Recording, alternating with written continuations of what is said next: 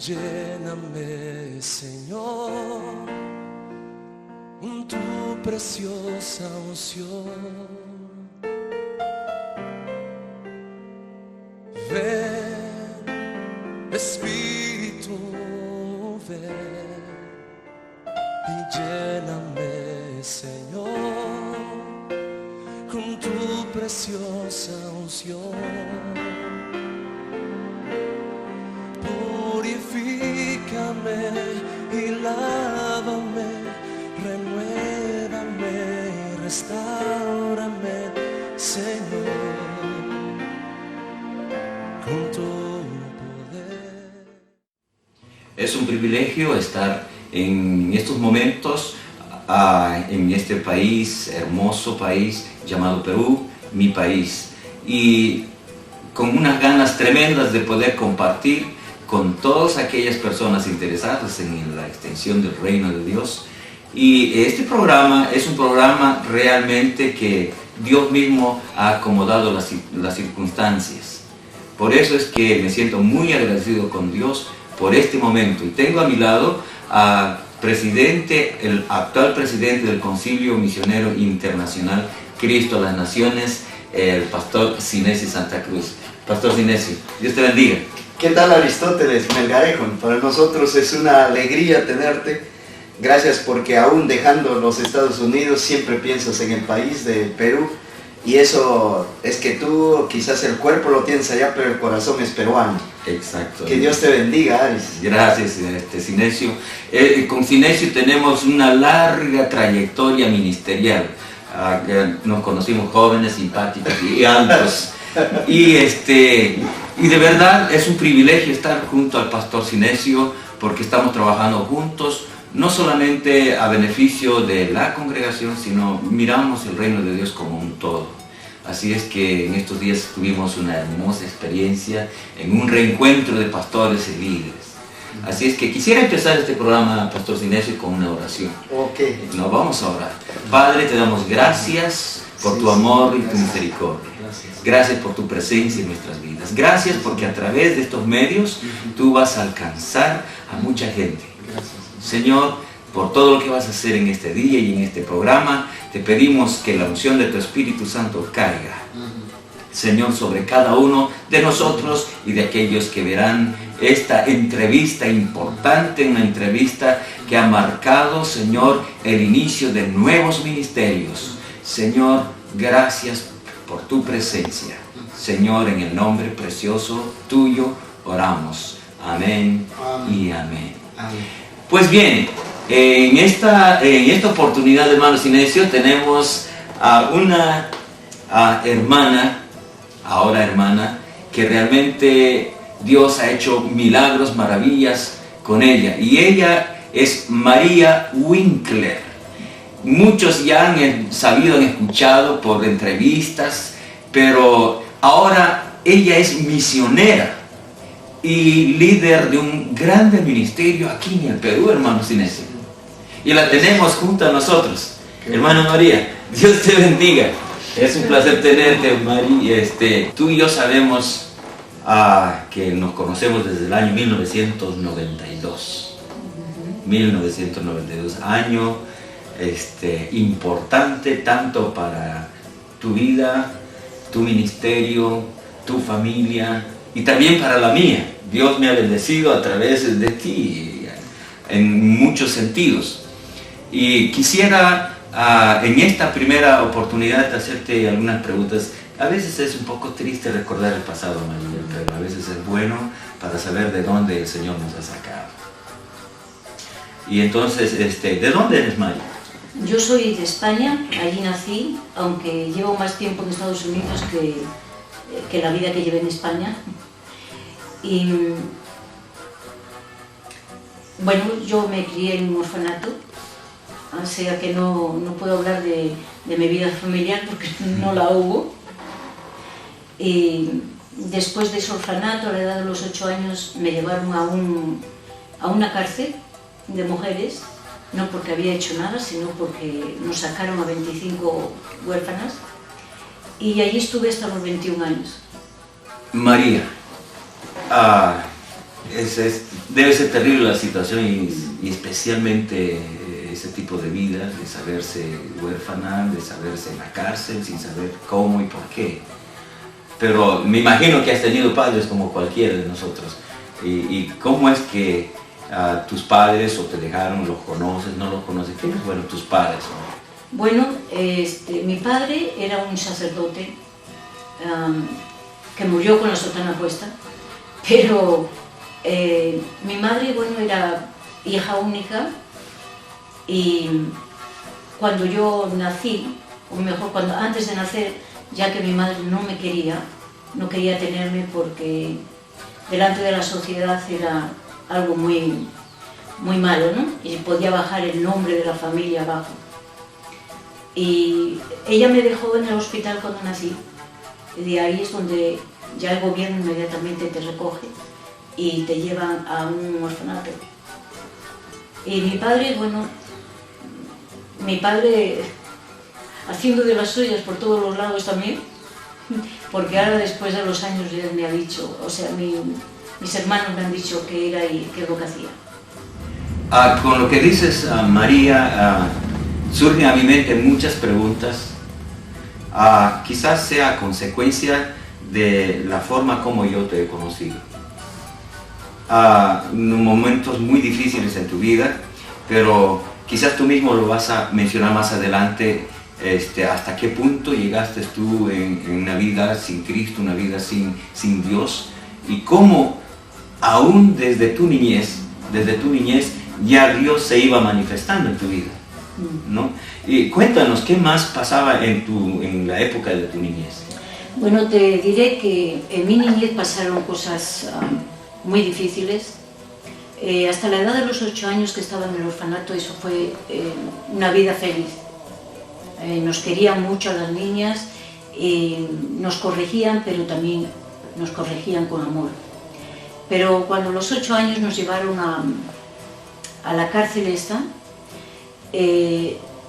nos dieron a una de las presas como que éramos un objeto y que ellas te pueden hacer lo que quieran contigo. Como no teníamos nadie que nos fuese a reclamar, no teníamos nadie a quien poder quejarnos. Y allí orábamos a Dios. Yo me acuerdo que orábamos y yo le decía a Dios que me mandase una pareja de matrimonio en que me pudieran adoptar. Pero bueno, no sucedía. Pero yo seguía con mucha confianza en Dios. Y las monjas me habían enseñado eso en el orfanato.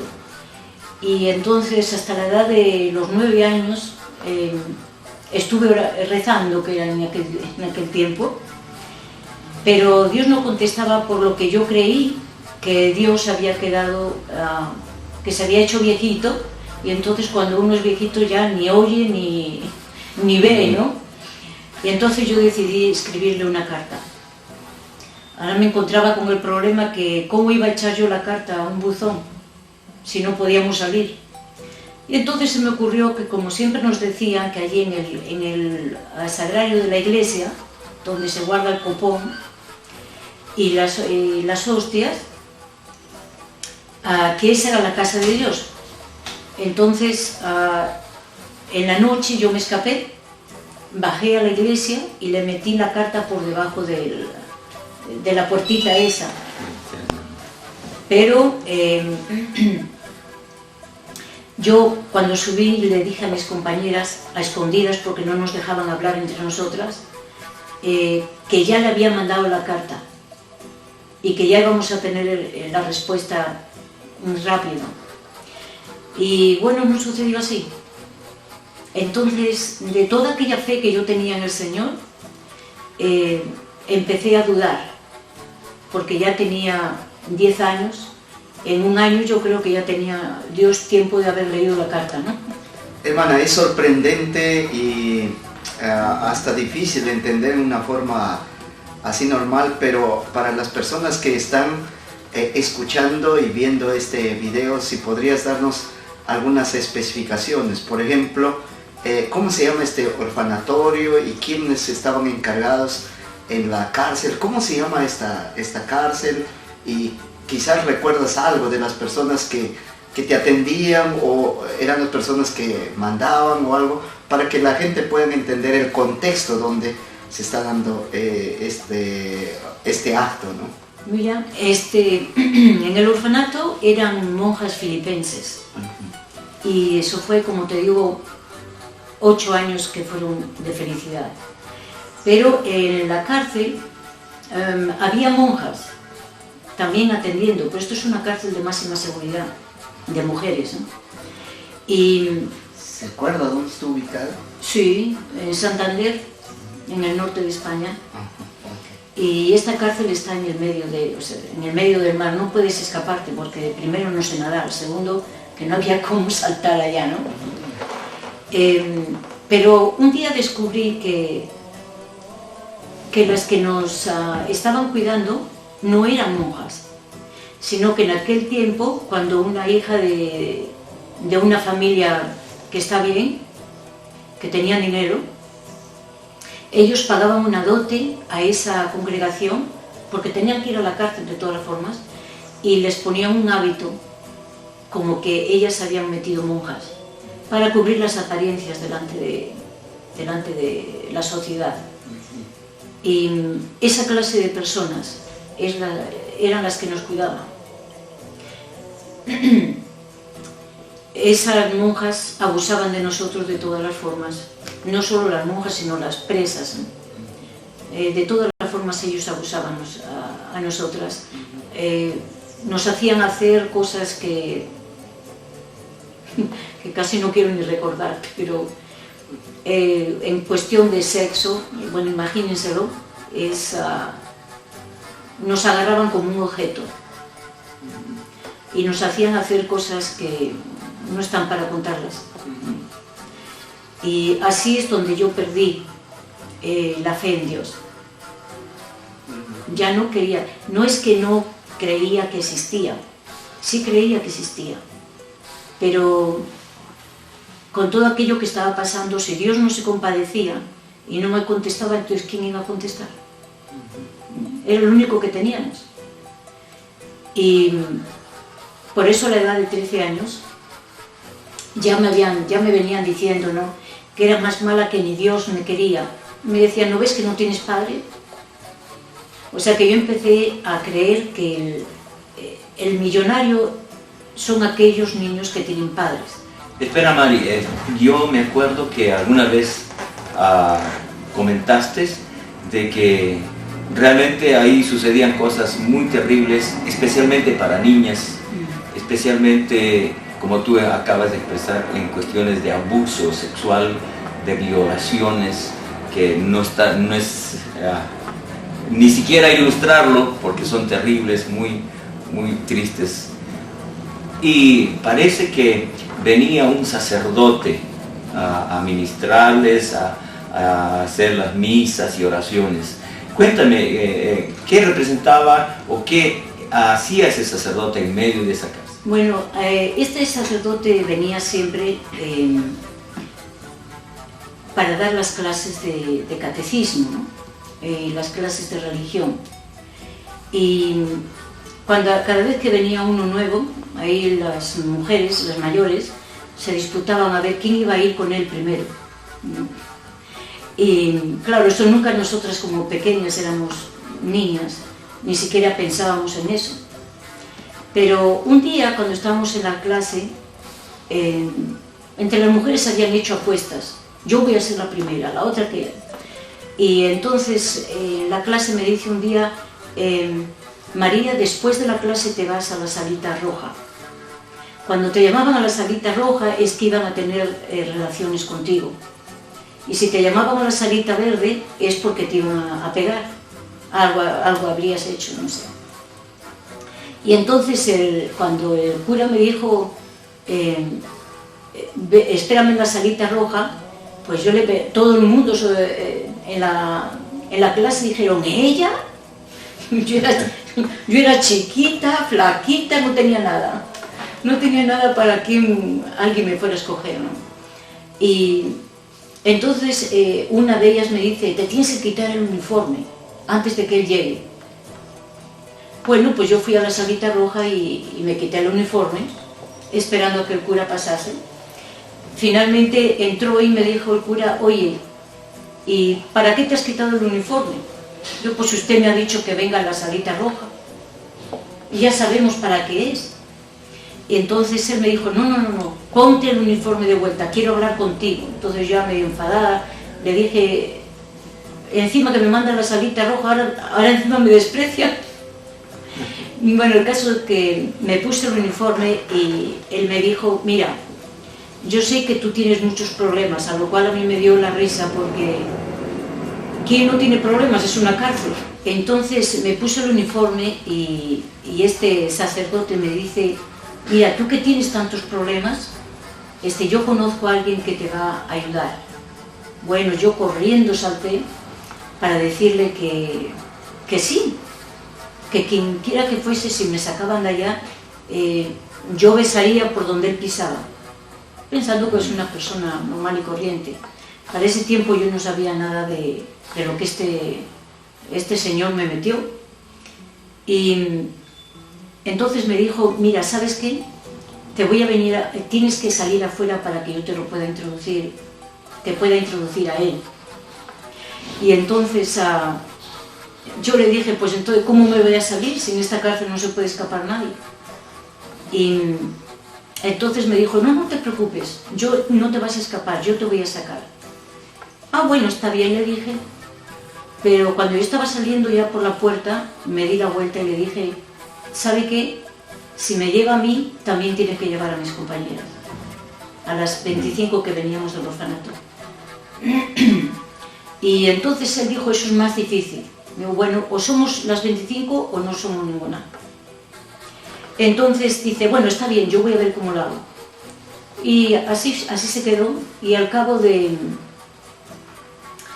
creo que era como un mes, o antes de un mes, estábamos ya en la cama, y eran como a eso de las 11 de la noche, y vino la monja encargada de los dormitorios, y encendió las luces de los dormitorios, algo que era prohibidísimo, y dice que se levanten todas las de Unquera. Unquera se llamaba el pueblo donde estábamos en el orfanato.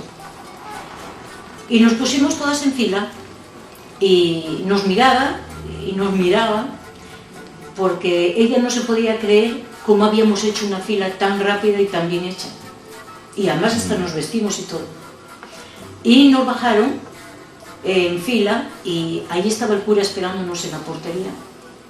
Y entonces tenía también una especie de camioneta, como una especie de minibús, y nos mandaron entrar a todas ahí, pero también nos dijo, todas con la cabeza abajo y no la vais a levantar hasta que yo os diga. Por lo tanto nos condujo a un sitio que nunca más he podido ver ese sitio, y íbamos abrió la puerta de la camioneta y también abrió otra puerta que estaba al lado de la pared. Y entonces dice, bajen. Entonces todas bajamos y bueno, creíamos que ahí realmente íbamos a ver a la persona esta que nos iba a ayudar. Y sí la vimos. Cuando bajamos había una estrella, nosotros vimos una estrella en el suelo, grande, y a mí me pareció muy bonita. Y porque nunca había escuchado nada de eso, no entendía lo que era el satanismo, pues nunca me habían hablado. Y entonces cuando estábamos allí nos pusimos todas alrededor de la estrella. Nadie nos dijo que nos pusiéramos, sino que nosotras mismas nos lo pusimos. Entonces el sacerdote bajó y entonces se puso de frente a nosotras en la otra parte de la estrella. Entonces ahí es donde nos dijo, pónganse todas una túnica, y había una persona en el rincón, no sé quién era porque nunca la hemos visto, ni sabemos si era hombre, mujer, qué sería, porque tenía la cara cubierta y no hablaba. Así que nos dio una túnica a cada una y nos la tuvimos que poner, y la túnica era negra. Y ahí entonces es cuando nos dijo, ahora les voy a introducir al que toda la vida va a ser vuestro Dios. Ah, bueno, a mí no me importaba con lo que estaba pasando en la cárcel, quien quiera que fuese mientras me ayudase, nos tenía a sus pies, ¿no? Y eso fue una cosa bien horrible, hasta parece que lo huelo ahora, el olor que traía este personaje. Yo vi que, todas vimos que del techo había como una luz, o sea, se enfocó una luz sobre este sacerdote y delante de nuestros ojos este hombre se transformó. Pero no le veíamos el cuerpo, solamente la cara. No sé si el cuerpo se transformó o no, pero la cara era una cosa bien horrible. Que esa cara la he visto algunas veces bien parecida en los dibujos animados que ponen en la televisión para los niños. Exactamente, una caricatura horrible. Y nos introdujo, bueno, muchas se cayeron al suelo, yo no me caí, pero estaba petrificada, no me podía ni mover. Creo que me quedé congelada por completo. Y bueno, habló algunas cosas que no quiero repetir porque no es necesario. Y después desapareció y el cura volvió a ser cura, ¿no? Con su cara. Entonces ahí es donde el cura nos dijo, está bien, ahora todas pónganse de pies. Y nos explicó, ¿sabéis a quién habéis visto? Por supuesto, era Satanás. Y de eso sí sabíamos que había Satanás y todo eso, pero no que existían estas cosas, ¿no? Entonces dice, ahora sois un grupo que nunca jamás podréis estar lejos de vuestro Dios, que es este, Satanás, ¿no? Y me dice, ahora Él os va a dar poder y os va a dar dinero. A mí no me importaba el dinero porque yo no conocía el dinero, nunca lo había visto. Pero dice, pero ahora tiene que salir un líder de entre ustedes y él lo va a escoger. Entonces nos hicimos una serie de pruebas y pactos de sangre y todos pasamos por las pruebas y con los pactos, ¿no? Uno de los pactos es que íbamos a tener hijos para dárselos a Satanás. Cada año se tiene que sacrificar, porque según él era lo más grande que puede hacer un satanista, ¿no? Lo mejor, en lo cual ganas méritos delante de Satanás, ¿no? Y entonces dice, bueno, todas han pasado, ahora falta la última prueba. Desde aquí va a ser la elección. Entonces había como una plancha de carbón encendido y él estaba en una punta y nosotros teníamos que pasar de aquí, había que pasar caminando por encima del carbón este encendido, ¿no? En lo cual nadie pasaba. Y yo estaba en la fila, el número 17. O sea que había 16 niñas delante de mí. Pero, bueno, cuando me tocó a mí, yo no iba a pasar tampoco ni loca, yo tengo un miedo terrible a morir quemada, ¿no? Pero yo me acuerdo haber hecho como simplemente parpadear, porque el cura que estaba enfrente me decía, mírame a mí.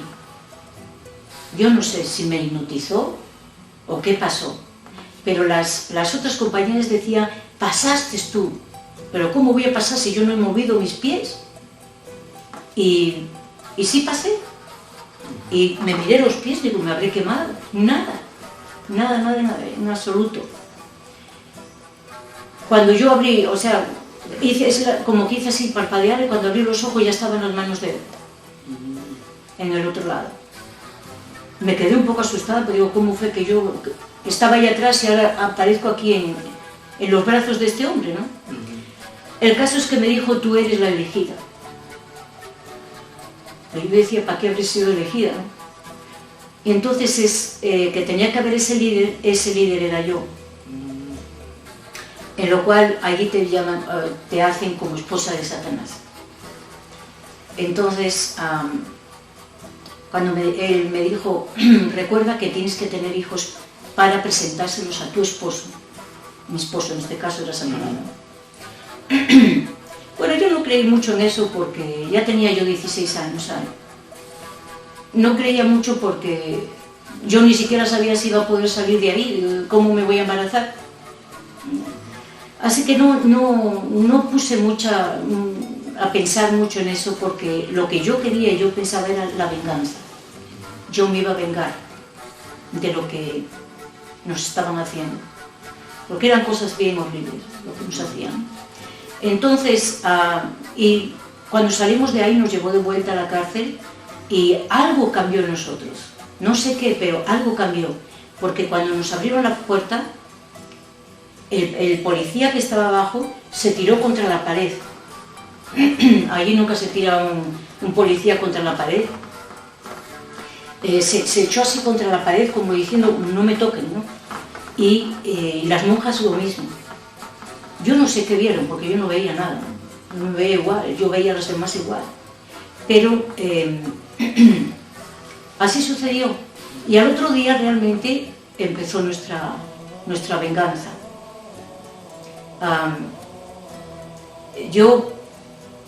La mujer que a mí se supone que yo le pertenecía a ella, a esa yo la había matado ya, porque la tiré por la ventana y cayó, esto era un cuarto piso, cayó abajo y se reventó, ¿no? Mi intención no era haberla matado, pero haberla hecho bastante daño, sí. Bueno, me pegaron bastante, me dieron todo lo que quisieron y de castigo me metieron en un sótano que había, bien chiquito y estaba lleno de agua. Y había un armario en lo cual me metieron ahí. Ese armario era una cosa así. Y ahí había unas escobas con un trapo por encima. Y eso era horrible porque yo sufro de claustrofobia desde chica. Y entonces ahí me metieron, me traían un pedazo de pan por la mañana con un vaso de agua y otro pedazo de pan en la noche con un vaso de agua. Eso es lo que te daban de comer, pero no abrían la puerta. ¿Y cómo lo metían? María, realmente nos dejas sin respiración. Y yo me la sé la historia, pero como después de años estamos encontrándonos ya en el ministerio y recordar eso, nos dejas mudos, ¿no? Como que sé que mucha gente que está escuchando esto, me imagino que van a tener la misma impresión, pero sí, amigos y hermanos, eso sucede. Y eso es una cuestión de todos los días. En muchos países, España, México, Centroamérica, Sudamérica, Inglaterra, en todos los países sucede. Y las presas más fáciles son nuestros niños. Ya ahora a través de la educación empiezan con algo sencillo como la evolución, por decir, no crees en Dios, Dios no creó nada, no existe Dios, y finalmente terminas en las garras del mismo Satanás, ¿no? Porque en este momento no descansamos porque nos llevaste a una tensión y vamos a invitar a Kerisma Canta y vamos a deleitarnos con una canción de Kerisma Canta. Y yo digo que es el hombre para que tengas de él memoria y el Hijo del Hombre para que lo visites. Le has hecho al hombre un poco menor que los ángeles, le coronaste de gloria y de honra, le hiciste enseñorear entre las obras de tus manos. Oh Jehová, Señor nuestro, cuán glorioso es tu nombre en toda la tierra.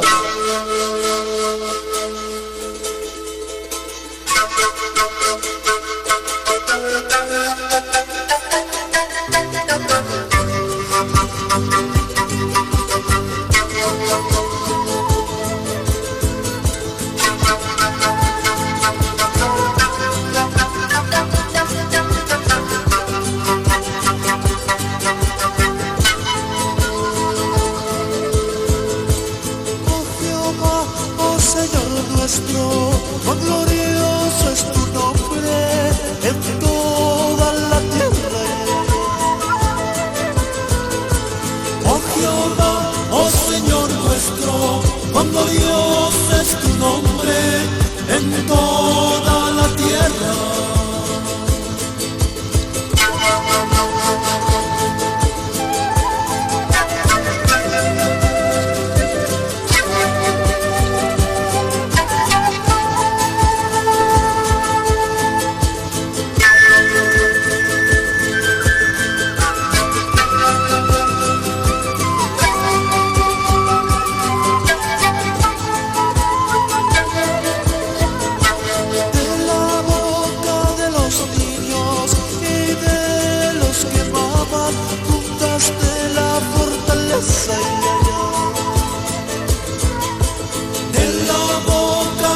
los niños y de los que maman, fundaste la fortaleza.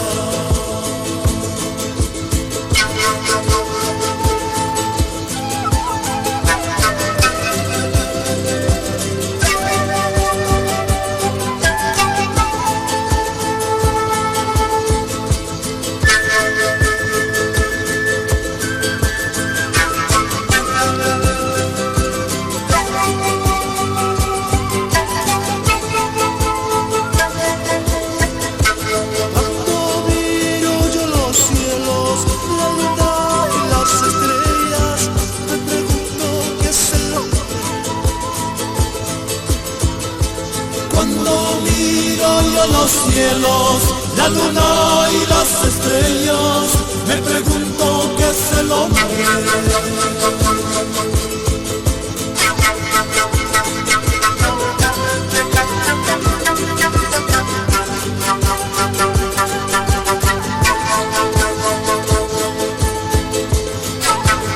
Oh Jehová, Señor nuestro, cuán glorioso es tu nombre en toda la tierra.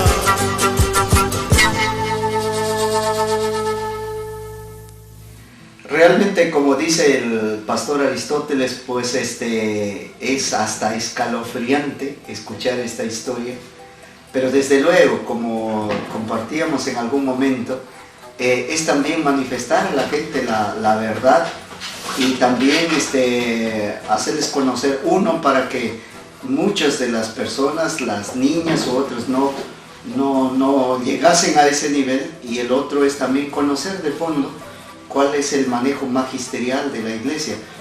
Me preocupa, por ejemplo, estos sacerdotes, ¿usted está hablando de los mismos que hacen la misa o está hablando de sacerdotes satanistas que no tienen nada que ver con la iglesia? Hermana, entonces esa parte nos gustaría que de alguna manera también, para saber la verdad. Yo no conocía mucho estas cosas. Los sacerdotes son sacerdotes. Son sacerdotes, pero que lo tienen como excusa. Digamos que son espías, más bien, ¿no? Se introducen en una congregación y sí, dicen la misa y pasan por el seminario, todo, igualito. Porque ahí es donde tienen ellos el respaldo para entrar donde quieren. Pero son sacerdotes satánicos también. Como te digo, no es que todos los sacerdotes sean así, ¿no? Pero sí los hay. Pero eso pasa también en la iglesia cristiana. Gente que dice que es cristiano y no lo es. Bueno, para muestra me tienes a mí. Sí, yo estuve, no ahora, pero antes de entregarme al Señor, yo estuve 13 años, los últimos 13 años estuve precisamente deshaciendo iglesias, no derrumbando el templo, sino la iglesia, o sea, y normalmente el ataque va dirigido hacia el pastor. Porque cuando tú hundes a un pastor, allá se va toda la iglesia. Eso es son estrategias que más adelante, quizás en detalle lo va a decir nuestra invitada especial María Winkler, que viene naciste en Santander, ¿no? Y con ese nombre Santander hay muchas cosas que se han tejido más adelante también, ¿no? Así es que ya podemos vislumbrar que realmente hay muchos sacerdotes, aún pastores, aún predicadores que pueden usar estrategias para que también el reino de las tinieblas puedan hacer de las suyas y de obstaculizar el avance del reino. Pero el reino de Dios jamás va a ser obstaculizado ni parado, porque nadie puede parar a Dios, ¿no? Así es que, María, continúa contándonos. La pregunta es si te acuerdas de cómo es que ya saliste. Bueno, la verdad que no puedo recordarme ni quién me dijo que saliese de la cárcel. Yo primeramente no sabía que íbamos a salir, nunca nos habían dicho. Ya tenía 21 años y no recuerdo ni cómo he salido, ni quién me lo dijo, ni cómo terminé en Londres estudiando. La verdad que no puedo recordar, por más que he hecho, hasta he ido para que me hipnotizasen, porque a veces guardas cosas dentro en que inconscientemente tú no quieres ni recordarlo. Pero no sé cómo salí. Yo no recuerdo ni haber salido por la puerta de la cárcel. O sea que, ¿cómo fue? No tengo ni idea, la verdad, de cómo he salido de la cárcel. Algo que puedo notar en el transcurso del diálogo que tuvimos por años es que saliste, te encontraste en España sin saber a dónde ir a los 21 años y pues tu forma de vida era robando en los... Eso es en Inglaterra. Pero llegaste a Inglaterra. Cuéntanos qué ha sucedido en Inglaterra. Pero cuando yo estaba en Inglaterra, o sea, que aparecía allí, de alguna forma, yo no me acordaba de nada de lo que habíamos hecho a los 16 años. Yo me había calmado ya en todo eso porque sé que nos agarraron miedo y ya no se podían meter mucho con nosotras. Entonces, se supone que yo iba a una universidad a estudiar, me habían dado una beca para estudiar medicina, que es lo que siempre he querido ser. Pero cuando llegué allá, no sé, yo me acuerdo estar en Victoria Station, en Londres, y no encontraba mi pasaporte, y dentro del pasaporte tenía metido una carta que era para ir a esa universidad donde quiera que estuviese. Y como no encontraba el pasaporte, tampoco encontraba la carta, no sabía nada de inglés, así que no podía ir a ningún lado. Entonces quise pedir ayuda a la policía ya, y me echaban así creyendo que yo era una niña que se había escapado de su casa, y alguna inmigrante que se escapó de su casa. Y no podían ver que yo tenía 21 años, que no era una niña, pero parecía una niña. Y entonces, en una de estas correrías que estaba haciendo, porque como no tenía dinero ni para comer, lo que tenía que hacer era, dormía en la misma estación, en un banco, y eso era un frío increíble que había, porque era por febrero. Y cuando tenía hambre, iba y robaba esos bocadillos o sándwiches que se dicen en Estados Unidos, de los puestos que estaban fuera. Sobre todo había un italiano que yo siempre le robaba porque tenía unos sándwiches riquísimos. Y aparte de eso robaba fruta. A mí no me gustan las manzanas, pero empecé a robar manzanas y me sabían riquísimas. Y bueno, tienes hambre, todo te sabe rico, ¿no? El caso es que en una de estas corridas ya llevaba como 10 días correteando. Me choqué al entrar a la estación corriendo porque este señor venía detrás de mí con unos cuchillos que ellos usan, y me choqué con un señor. Y creo que en cuestión de un minuto menos, yo le dije, para que me soltase, le dije lo que había pasado. Y para que me soltase, ¿no? Entonces ahí viene el italiano el gordito pues me alcanzó, y entonces esta la voy a matar.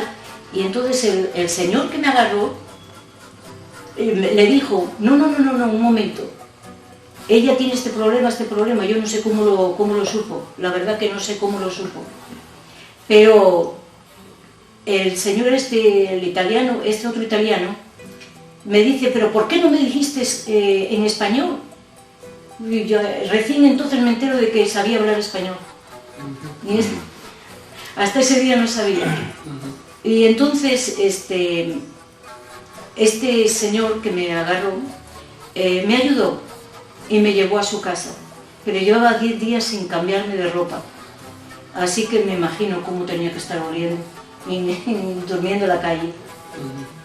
Entonces me llevó a su casa y me puso el baño para que me bañase. Era la primera vez en mi vida que me bañaba con agua caliente. Y qué rico que estaba. Mientras yo me estaba bañando, él fue a la tienda y me compró ropa. Y la trajo, ya me la puse, ¿no? Y me dejó en su casa. Entonces me acogió en su casa para cuidarme. Y no se creía tampoco que tenía 21 años. Pero yo le dije, yo tengo que ir a la Embajada de España para ir a pedir mi pasaporte. Y cuando fuimos a la embajada recién se convence de que sí tengo 21 años. Bueno, ahí se quedó y bueno, yo me quedé en su casa y después él me llevaba a la universidad todos los días y me recogía. Y también me cuidaba, ¿no? En su casa, él cocinaba, él hacía todo porque yo no tenía ni idea de cocina. Nunca había visto una cocina, como no fuera para lavar platos. Y ahí, bueno, hubo un tiempo allí en la universidad, había grupos de chicas también que se juntaban y decían, oye, qué bien que nos lo hemos pasado este fin de semana con fulano de tal, con fulano iba al otro grupo, todos se lo habían pasado bien. Y yo decía, pues, ¿qué será que te puedes pasar bien con un hombre? Porque ellas hablaban de qué es lo que hacían, ¿no? Entonces yo enseguida, porque cuando me preguntaban me daba vergüenza decir que yo que vivo con uno, no pasa nada. Entonces pues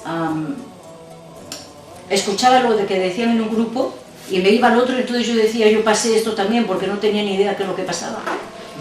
Y entonces un día yendo a casa le digo a Charlie, que le llamamos, le digo, oye,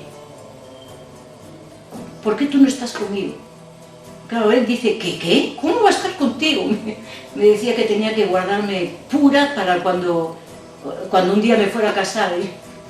A mí me daba la risa, si supiera él, de pura ya no tenía nada, ¿no?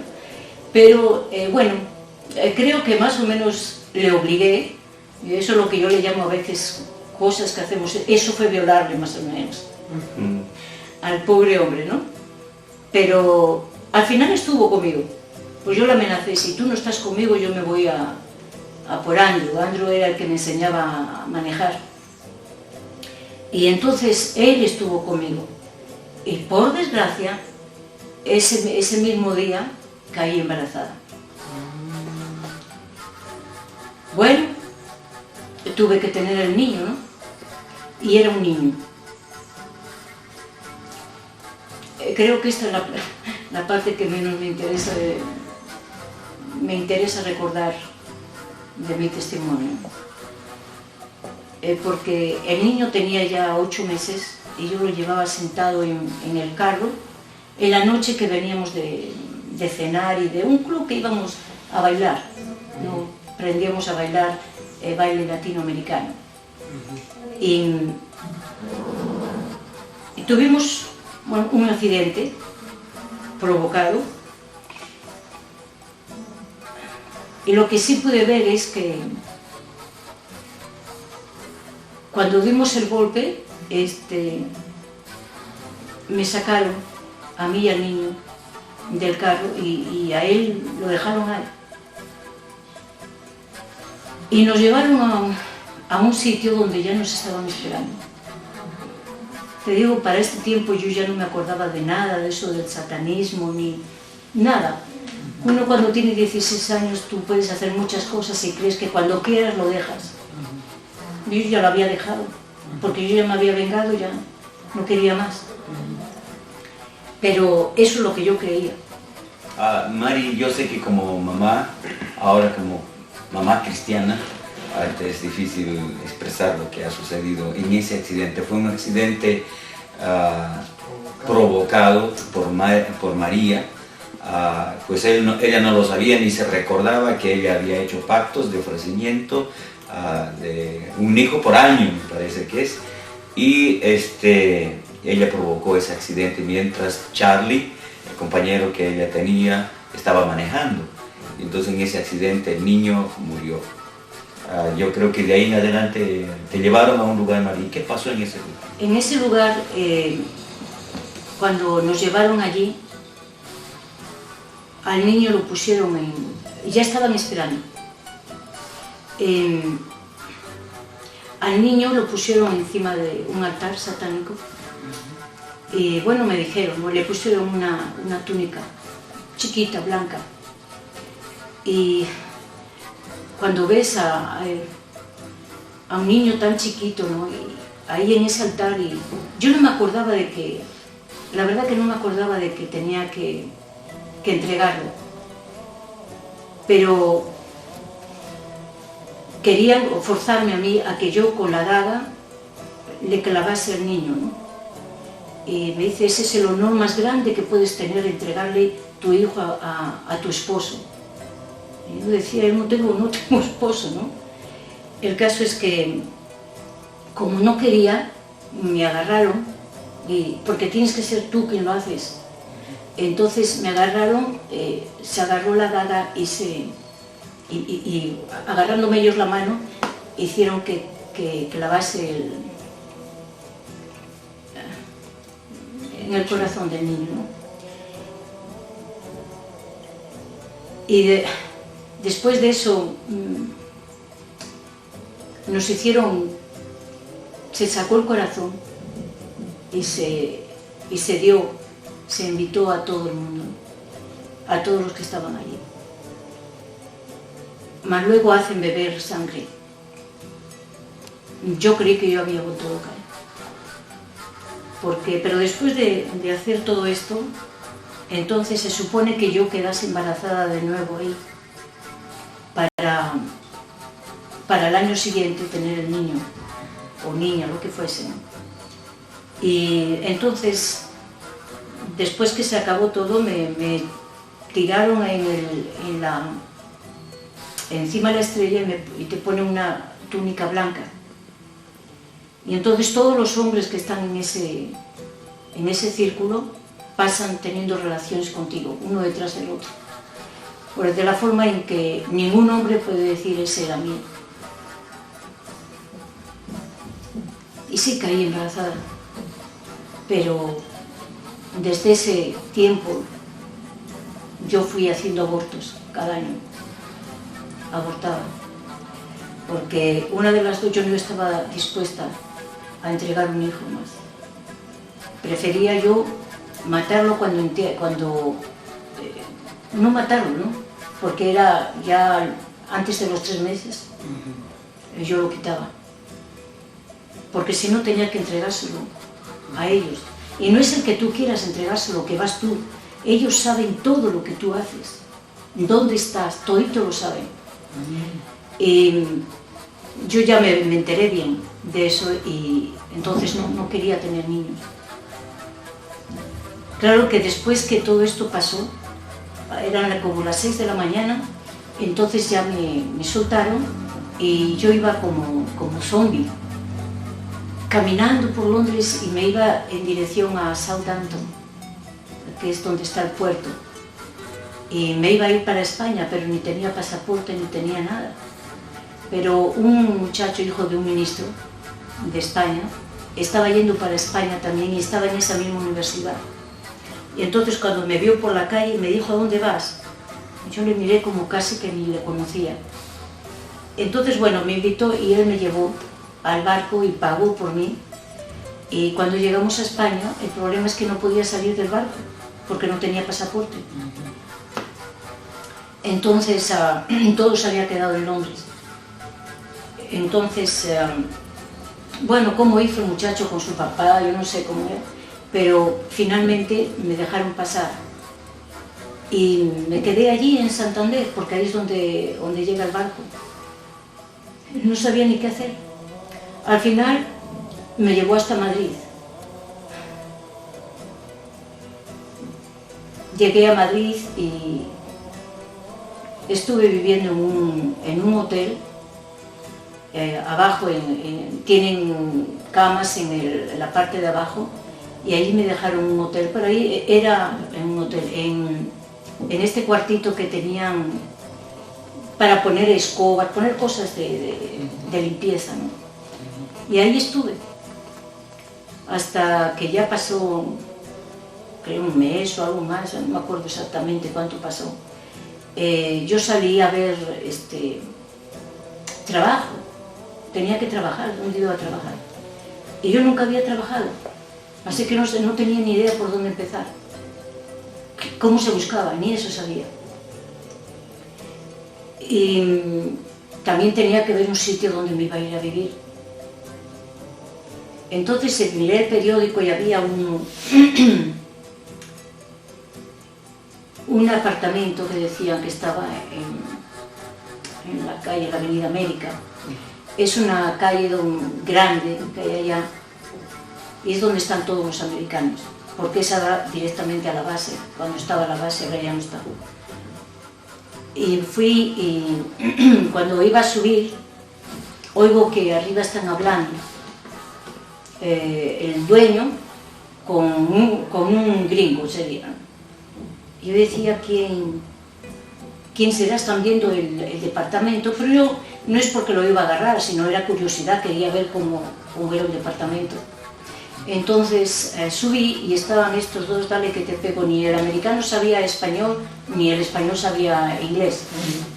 Así que yo sabía un poquito y le pude traducir. Y se quedó él con el departamento, ¿no?, del americano. Y me dice, ¿pero quieres tú el departamento? Digo, no, ¿dónde lo voy a sacar yo? El departamento era precioso, además amueblado, todo muy bonito. Y ahí es donde él se quedó con ese departamento y luego, bueno, una cosa lleva a la otra, me invitó a tomar algo por abajo y los mesones que había. Y al final el caso es que me llamaba todos los días y al cabo de una semana o algo así, me dice, ¿por qué no te vienes a vivir a mi casa? Si yo no tengo a nadie. Y eran 3 dormitorios. Y entonces, bueno, al final dije, pues sí, me voy, porque si no, no voy a salir nunca de ese hotel. Y me fui, bueno, una cosa con otra.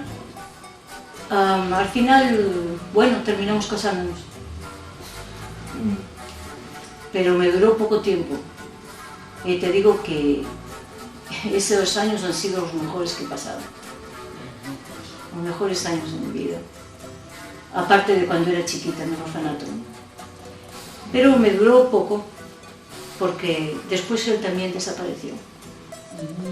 Ya, entonces es así como es la forma como tú llegaste a América, Sí. María, a través de tu esposo, ¿no? Parece que tu esposo era militar, Sí. Y al mismo tiempo, no sé si decirlo aquí, que trabajaba también como miembro de la CIA, algo así. Pero es así como Dios estaba guiando ya tu vida, pero quizás para continuar con esta secuencia, quiero decir de que a María Winkler lo conocimos en el año 92 ya en Estados Unidos. Ella vivía en Arizona, Phoenix,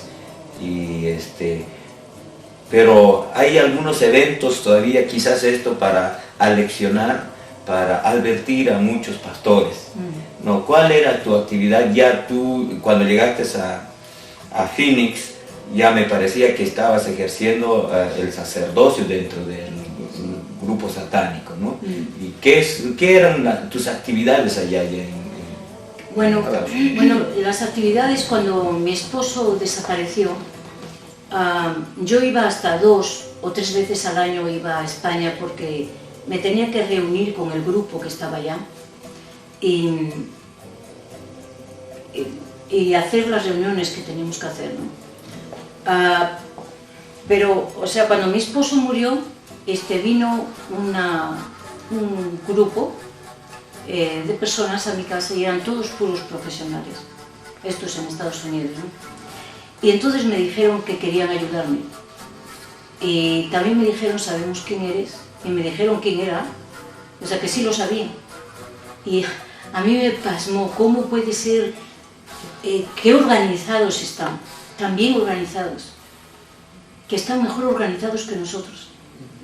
Se cuidan unos a otros, lo que no hacemos a veces nosotros con nuestros hermanos. Y me dijeron, queremos que vayas a estudiar. Bueno, al final fui a estudiar y ellos pagaron. Y cuando ya estaba terminando, me dijeron, bueno, ya es hora de que empieces a trabajar. Y yo digo, bueno, ¿en qué voy a trabajar, no? Entonces me dijeron que iba a trabajar destruyendo iglesias. Iglesias, yo creí que me hablaba del edificio. ¿Y qué voy a hacer yo para destruir iglesias? ¿Será poner una bomba? Y yo no sé hacer bombas. Entonces me dijeron, no, tienes que hacer...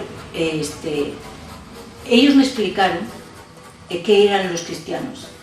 Ellos fueron los primeros que me enseñaron quién era Cristo, en lo que creían los cristianos, cómo era que lo que es la Trinidad, todito ellos lo saben. Y me leccionaron bien. Entonces ellos me daban $5.000 al mes. Esos 5.000 para que yo trabajase. También me dieron casa. Y aunque yo tenía mi casa, pero me dieron una grande, que tú la conociste, ¿no? Sí. Y ahí tuvimos, me mandaron especialmente a una iglesia a la cual no quiero nombrar, una iglesia bastante grande, y el pastor era una bella persona, pero antes de mandarme allá, ellos te dicen los puntos fuertes y los puntos flacos del pastor, de su esposa, del que es copastor, te van diciendo todo esto. Entonces tú cuando vas ya sabes qué tienes que hacer. Lo que hice fue que puse $1.000 en la bandeja, ¿no? De la ofrenda. De la ofrenda. Y yo sabía que poniendo eso, el ujier iba a estar al lado mío en cuanto terminase. Entonces, exactamente, estuve allí hasta que terminó el servicio, pero lo único es que cuando se está en el momento de la alabanza, nunca un satanista va a estar dentro de la iglesia. No está. Entras cuando ya se termina la alabanza.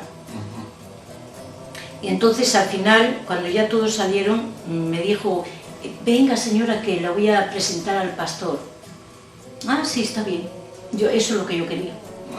Entonces el pastor estaba hablando con otra, había un montón de pastores, ¿no? Pero el señor pastor, digamos, ¿no? El pastor principal. Me llevó a donde él, y cuando ya terminó de hablar con esta pareja que estaba hablando, entonces el señor me llevó donde él, y él estaba detrás de mí, el ujier, y el pastor tenía lentes, y todo lo que él estaba haciendo detrás de mí se veía en los lentes del pastor, y él estaba haciendo señas de que había dado bastante dinero, ¿no? Entonces, bueno, el pastor no le puso mucha atención, pero yo le dije, pastor, quiero hablar con usted. Dice, bueno, entonces vamos a mi oficina. Pero después le dije, mire pastor, sabe, tengo que tomar una medicina, pero tengo que comer. Entonces, yo le invito aquí al restaurante de ahí enfrente para invitarla a comer porque tengo que tomar esta medicina, ¿no? Entonces el pastor dice, bueno, está bien. Yo sabía que él iba a venir solo porque también me habían dicho que ese mismo domingo la esposa tenía reunión con las damas seguido de la iglesia, ¿no? Del servicio. Entonces él iba a estar solo. Yo le necesitaba él solo, no con su esposa. Y cuando yo lo que quería es que el copastor nos persiguiese. Y exactamente así fue. Y entonces entramos a ese restaurante y fuimos hasta la última mesa que da a la ventana. Y este copastor se aparcó ahí, no delante, sino un poquito más acá, donde él me podía ver a mí la cara, pero no le veía la cara al pastor, sino la espalda. Entonces, bueno, ordenamos y entonces le dije, bueno, pastor, vamos a orar, ¿no? Y bueno, le digo, pero yo oro con las manos en la mesa, agarrando las manos a las personas que están al lado. Entonces él me agarró y yo dejé las manos abajo para que él pusiera sus manos encima de la mía, porque yo ya estaba viendo al copastor allá que nos estaba mirando. Entonces cuando el pastor fue a orar, pues cerró los ojos, pero yo los dejé abiertos y hacía gestos como que me estaba enfadando de lo que me estaba diciendo, ¿no? Porque el copastor veía pero no oía. Y cuando terminó, yo quité las manos así rápido de la mesa para hacerle entender al copastor que me había dicho algo que no me gustaba. Y entonces le dije, ¿sabe qué, pastor? Me ha dado un calambre en la pierna y sabe que mejor me voy a mi casa. Termine usted de comer, yo lo pago ahí. Pero todo esto lo estaba haciendo con ademanes para que el otro me viese. Y así sucedió. Al otro día, los lunes, en esa iglesia se dedican a ir a visitar a todos los nuevos a sus casas, a los que han llegado ese día. Entonces, cuando a mí me llamaron por teléfono, ese lunes, fue este copastor el que me llamó. Y me dice, bueno, ¿qué tal? ¿Ha visto el servicio ayer? ¿Se le ha gustado? Oh, sí, le dije, el servicio muy bien, pero con ese pastor yo no vuelvo a la iglesia. No le he dicho qué es lo que había hecho el pastor, en absoluto.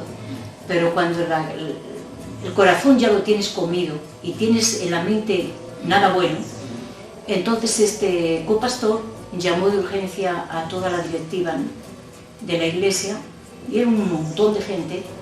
Se hizo la directiva y ese mismo día al pastor le echaron. Y eso que él era el fundador de esa iglesia, y la construcción de ahí él lo hizo porque él era arquitecto. Y les dijo que él me había llevado a un hotel. Él sabía que eso era mentira. Si él me vio salir y todo y marcharme con mi auto. Y a él lo vio que se fue a la iglesia, ¿no? El caso es que ahí lo echaron. Y así varias iglesias que se ha hecho para destruir la iglesia. Esa iglesia se dividió. Es una pena porque cuando yo después... Esto es otra cosa que también les quiero dar a entender, ¿no? Por ejemplo, yo creo en todos los dones del Espíritu Santo. Yo sé que se habla en lenguas, todo lo que quieras. Pero lo que no entiendo y no lo puedo entender, si una persona habla en lenguas, ¿por qué se pone a gritar cuando el pastor está predicando la palabra de Dios? Esto es en otra iglesia en que yo fui y el pastor estaba predicando, creo que era sobre el perdón. El caso es que yo que estaba escuchando, porque estaba esperando a que terminasen, me estaba llegando a mí al corazón y estaba casi a punto de decir, yo me entrego al Señor. Porque él estaba predicando cómo Dios nos ha salvado. Y cuando yo estaba pensando todo eso y estaba bien ya casi metida, ahí una señora empieza a hablar en lenguas, que no eran lenguas angelicales. Eso es cuando uno trata de hacer que Dios le dé lo que no tiene Dios para ti, ¿no? El Espíritu Santo no le dio don de lenguas a esta mujer, pero sí le dio don de confusión. Y no fue el Espíritu Santo precisamente. Y cuando ella se puso así, es como que desperté y dije, casi me alcanza, casi me convierto. Pero como ella empezó a gritar, y el pastor se cayó. O sea, permitió que la palabra de Dios se parase.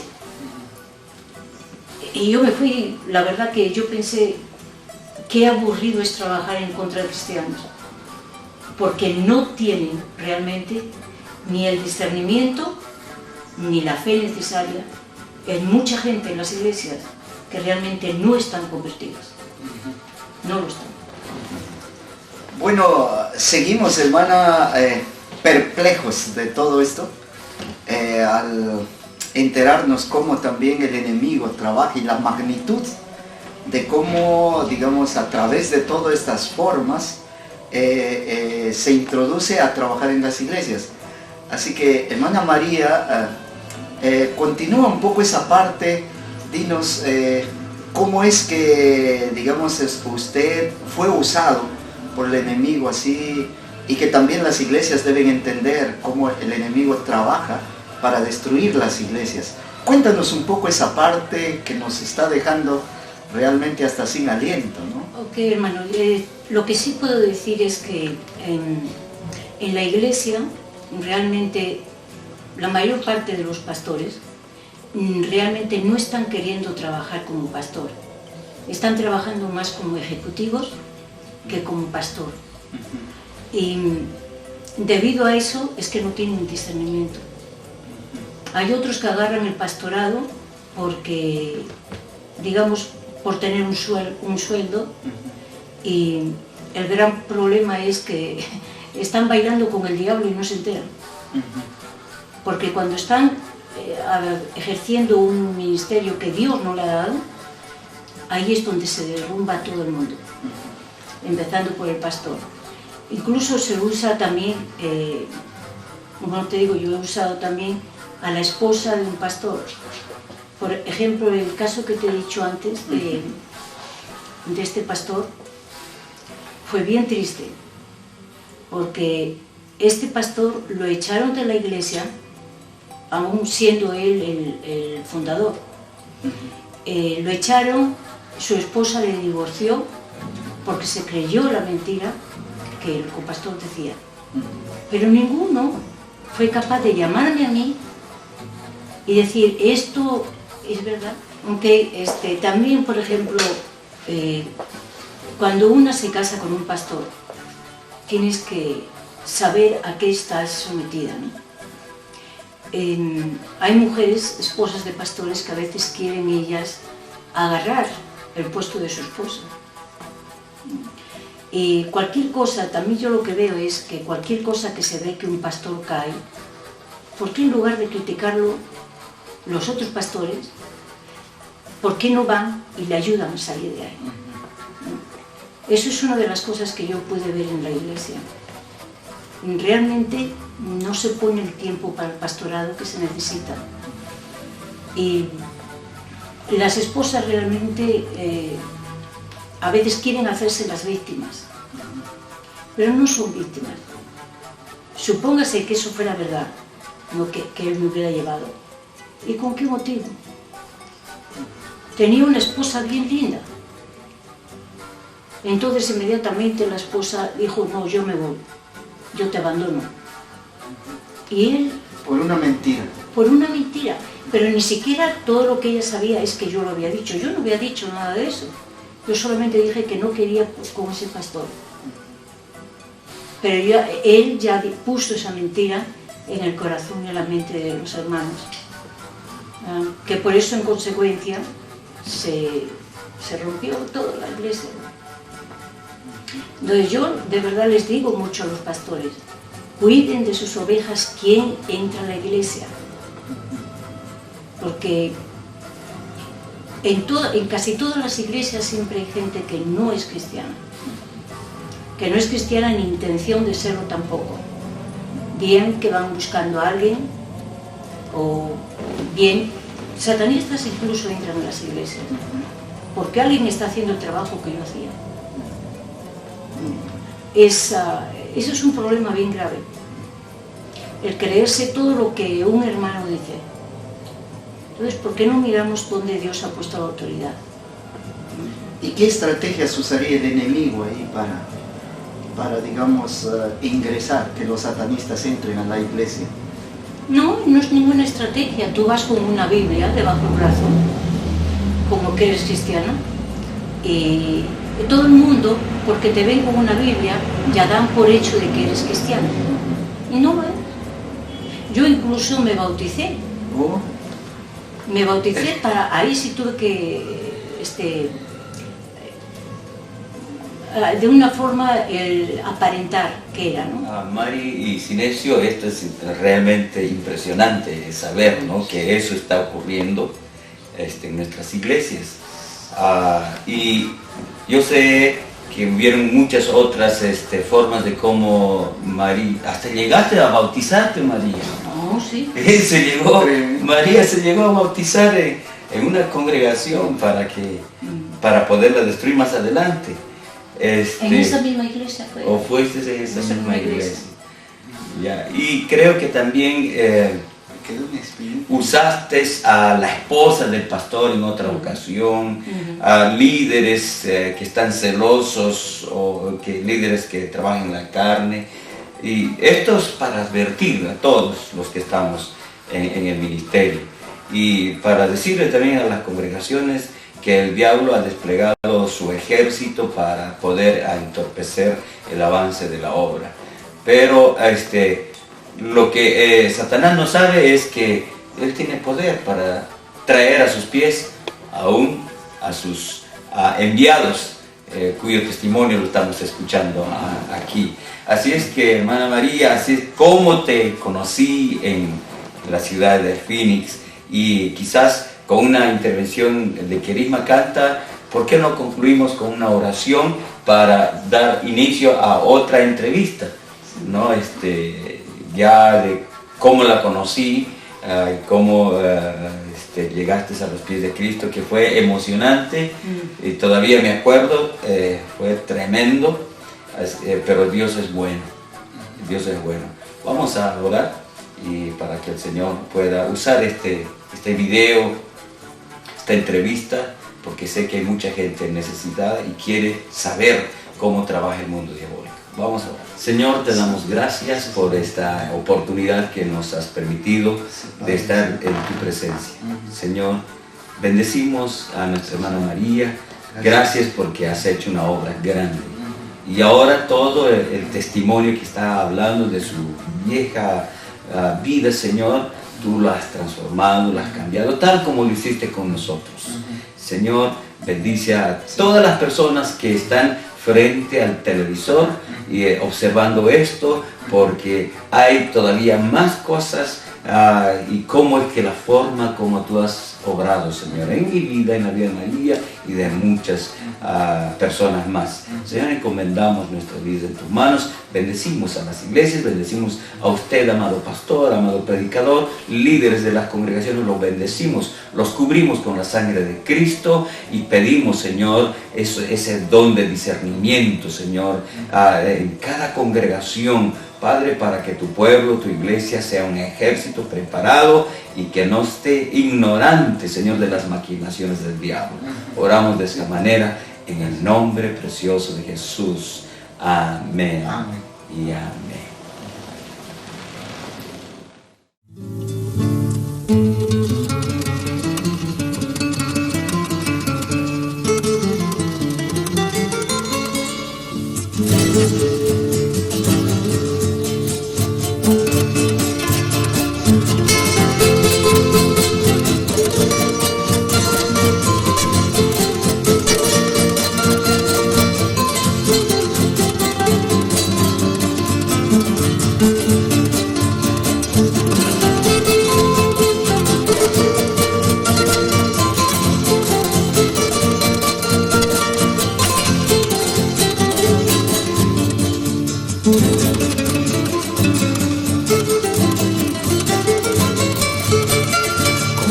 Porque en la espalda y mi Señor a mi lado, voy llevando su palabra con amor por todo el mundo, mensaje de salvación. Con mi alforje en la espalda y mi Señor a mi lado, voy llevando su palabra con amor por todo el mundo, mensaje de salvación.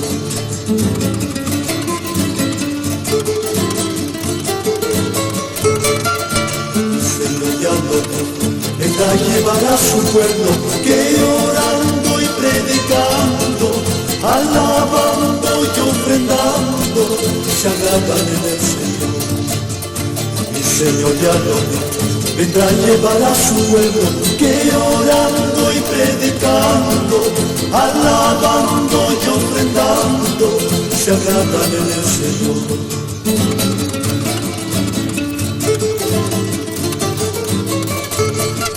Quieres ser un cristiano, tienes que ser como Cristo, que entregó su vida entera en amor por todo el mundo, sin esperar la vida.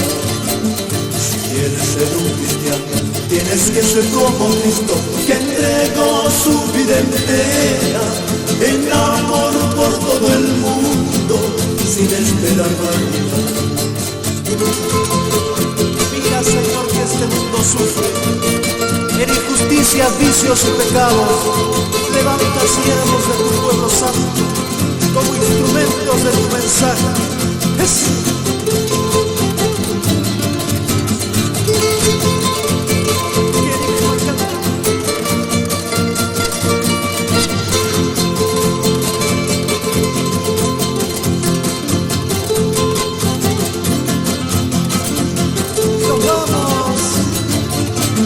Mira, Señor, este mundo sufre en injusticias, vicios y pecados. Levanta siervos de tu pueblo santo como instrumentos de tu mensaje, como instrumentos de tu mensaje. Mira, Señor, este mundo sufre en injusticias, vicios y pecados. Levanta siervos de tu pueblo santo como instrumentos de tu mensaje, instrumentos de tu mensaje.